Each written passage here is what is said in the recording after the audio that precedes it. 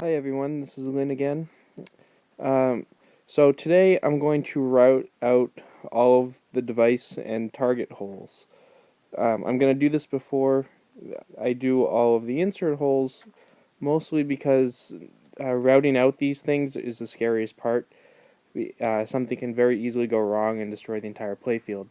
And I don't want to put a couple hours worth of work into all the insert holes, only to have the playfield destroyed in a split second by the router. So this is the router I'm using. It's a little Ryobi hand router. Um, I drilled pilot holes where all these devices need to go, so I can stick the router in very safely and easily.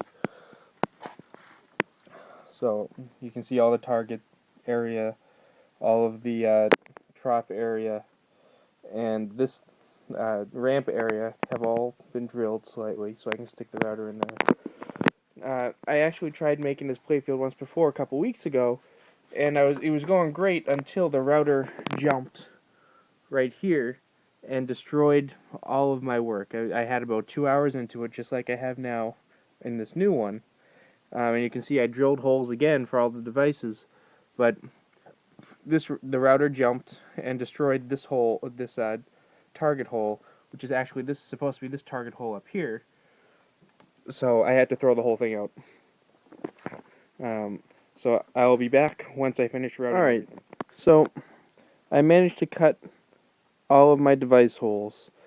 I do not have the right size router bit right now for the switch slots, so I'm going to need to get a router bit for those tomorrow. It should be 1/8, a 1/8 bit. I had one, but it broke about a month ago, just because I've used it so much. It's beginning to look a bit more like a pinball playfield now. You can clearly see over here where the slingshots go. You can see where the saucer is.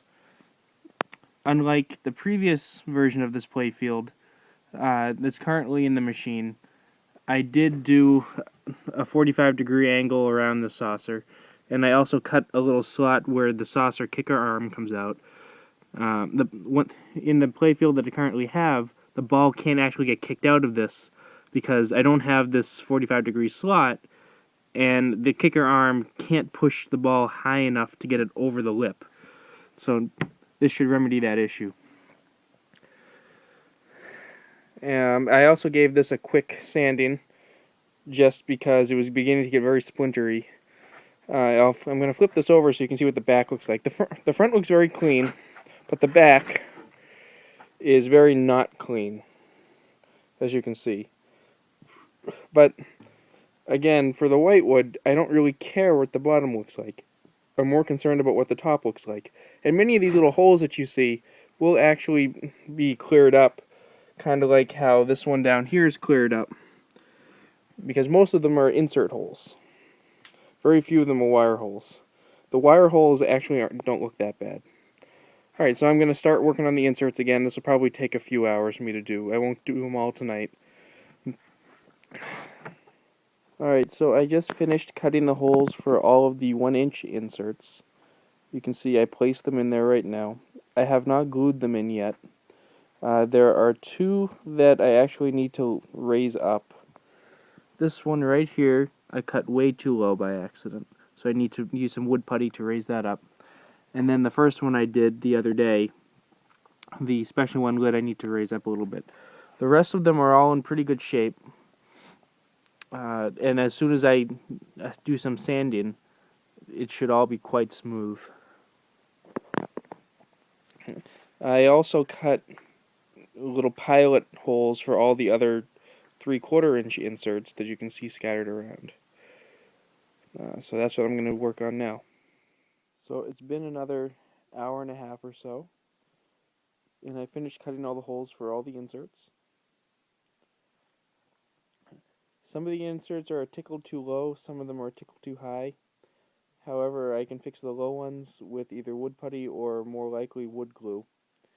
And I can fix the ones that are tickle too high when I sand everything down. And that's about all I'm doing tonight. Tomorrow I want to cut all of the switch rollover lanes. I like to glue all the inserts in, get them all prepared. Now I didn't drill holes for the 4 scenic overlook rollovers or the 3 rollovers around this loop back area because I don't have the right size drill bit yet. That is coming. It requires a 30 millimeter drill bit, which is unfortunate because I have pretty much all the other drill bits I'd ever need except for 30 millimeters. Go figure. But everything else is cut. Everything else is pretty much ready to go. So, like I said, tomorrow I'm going to route the the rollover lanes, glue everything in.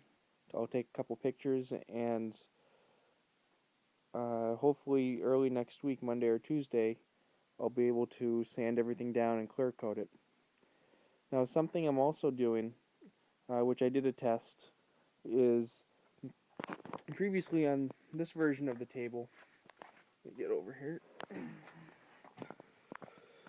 On this version of the table, I hand drew using Sharpie all of these little insert uh, texts, and that's fine, but I want this table to look a little nicer, so I'm actually printing up inserts on translucent sticker paper.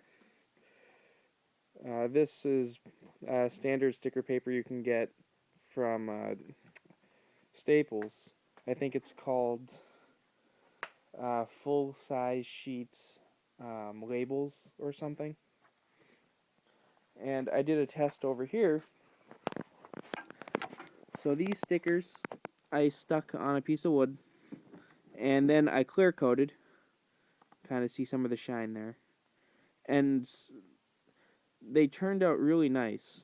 The 19 lifted a little bit because I didn't push it down hard enough, but Shoot Again and B are in pretty good shape. There's very little lifting going on. And uh, I gave it a generous amount of clear, and these things are still pretty sharp. Nothing bled, which was actually my biggest fear.